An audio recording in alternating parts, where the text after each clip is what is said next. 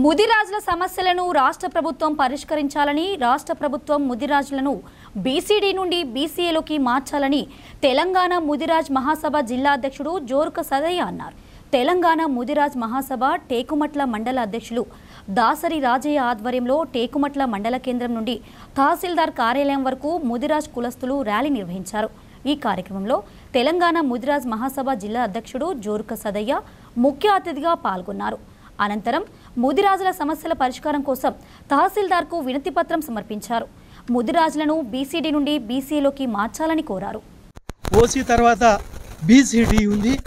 మాకు ఎలాంటి రిజర్వేషన్ల ఉద్యోగాలు కావచ్చు, లేకపోతే విద్యాపరంగా కావచ్చు, ఉద్యోగపరంగా కావచ్చు, అన్నిట్లల్లా మేము వెనకబడి ఉన్నాం బీసీడీలో ఉండడం ద్వారా. కాబట్టి ఈరోజు బీఆర్ఎస్ ప్రభుత్వాన్ని, గత ప్రభుత్వాన్ని పక్కకు పెట్టి ఈ ప్రభుత్వానికి అన్ని విధాలుగా సహకరించడం జరిగింది ముదిరాజులందరూ. కాబట్టి ఈ ప్రభుత్వం అధికారులకు వచ్చింది, వెంటనే దాన్ని అమలు చేయాలని ప్రభుత్వాన్ని రిక్వెస్ట్తో పాటుగా చేయడం జరుగుతుంది.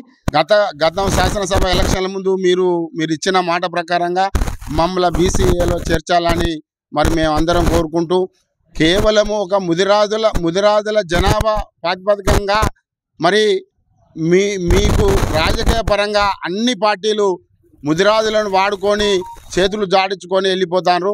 కావున మీరు మొదలే చెప్పిండ్రు కాబట్టి రేవంత్ రెడ్డి ముఖ్యమంత్రి ప్రభుత్వం మాది వచ్చినాక మేము ఖచ్చితంగా అమలు పరుస్తామని మీరు మాట ఇచ్చారు. కాబట్టి మాట ప్రకారంగా మమ్మల్ని బీసీ ఈ నుంచి ఏలా చేర్చాలని మేము ప్రతి మండలంలో మీకు వినతి పత్రాలు ఇవ్వడం జరుగుతుంది.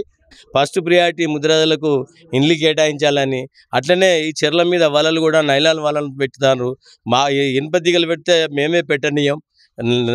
నైలాన్ వలలతోనే వాళ్ళు అడ్డేసుకొని చేప పిల్లలను కాపాడుకుని దానికి పూర్తి అధికారులు సహకరించాలని, బీసీడీ నుంచి ఏ కోరిక అయితే మా చిరకాల వాంఛన. అసలు నేను చిన్నతనం నుంచి, ఇప్పుడు నాకు 55 సంవత్సరాలున్నాయి, నేను చిన్నతనం నుంచి కూడా చూస్తూ ఉన్నా. బీసీడీ నుంచి ఏ పోరాటం చేస్తే దివంగత ముఖ్యమంత్రి వైఎస్ రాజశేఖర రెడ్డి గారు జీవో ఇచ్చిండ్రు.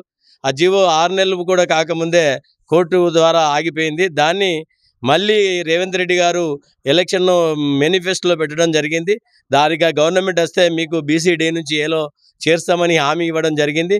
అట్లే మేనిఫెస్టోలో పెట్టిన విధంగా ఇండ్లు కానీ, ముదిరాజులకు బీసీడీ నుంచి ఏ కానీ అన్ని రకాలు ఈ వలల విషయంలో కానీ పూర్తి సహకారం అందించాలని, ముదిరాజుల భవిష్యత్తు కొరకు గవర్నమెంట్ ప్రత్యేక ప్యాకేజీ పెట్టి వాళ్ళ ఆర్థికంగా లేని వాళ్లకు ఆర్థిక సాయం కూడా అందే విధంగా చేయాలని. ఎందుకంటే ఇప్పుడు ఇలా భూములు లేని వాళ్ళు ఉన్నారు, అందరి ముదిరాజులకు భూములు లేవు. 90% భూములు లేని వాళ్ళు ఉన్నారు, 10% ఎకరం 20 గుంటలు ఉన్న వాళ్ళు ఉన్నారు. దానికి తోడు ఇప్పుడు రైతు బంధు ఏక మొత్తంలో 2 లక్షల రూపాయలు గౌరవ ముఖ్యమంత్రి పెద్దలు 2 లక్షల రూపాయలు ఆగస్టులోగా ఈ రోజు కూడా ₹1,00,000 మాఫీ చేయడం జరుగుతూ ఉన్నది. ఈ ఆగస్టు 15 వరకు లక్షకు ఇంకా లక్ష కలిపి ₹2,00,000 మాఫీ జరుగుతుంది. దయచేసి ముదిరాలు పేదోళ్ళు కదా, వాళ్ళకు ప్రత్యేకంగా ప్యాకేజ్ పెట్టి పేదరికం అట్టడుగు ఉన్న వాళ్ళకు ముదిరాలను కాపాడాలని